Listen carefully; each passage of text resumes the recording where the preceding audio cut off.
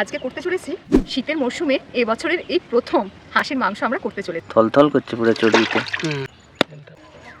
1 KG হয়ে যাবে। হাঁসের মাংস করার জন্য যে যে উপকরণগুলো লাগবে সেগুলো হলো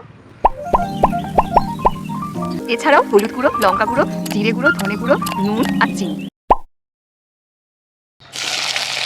4 চা চামচ আদা বাটা, রসুন বাটা, টমেটো দিয়ে দিচ্ছি, শুকনো লঙ্কা আর কাঁচা লঙ্কা বাটা 4 চা চামচ। একই সাথে দিয়ে দিচ্ছি মোচানো কিছু টাটকা ধনেপাতা, লঙ্কা গুঁড়ো, হলুদ গুঁড়ো, ধনে গুঁড়ো 1/2 চা চামচ, জিরে গুঁড়ো। প্রচুর তেল বেরোচ্ছে, সেদ্ধটা হয়ে তেলে চলে যাবে, তারপর সেদ্ধও ভালো হয়ে যাবে। এই শীতকালে এইরকম হাঁসের মাংস আপনারাও বাড়িতে তৈরি করে খান। একটু বেশি পরিমাণে আমি জল দিলাম, কারণ সেদ্ধ হতে অনেকটাই টাইম লাগবে। অসাধারণ। শেষে আমি গরম মশলা দিয়ে দিচ্ছি। মাংসটা কমপ্লিট হয়ে গেছে, শুধু দেখুন কালারটা দেখুন, দারুণ হয়ে যাও।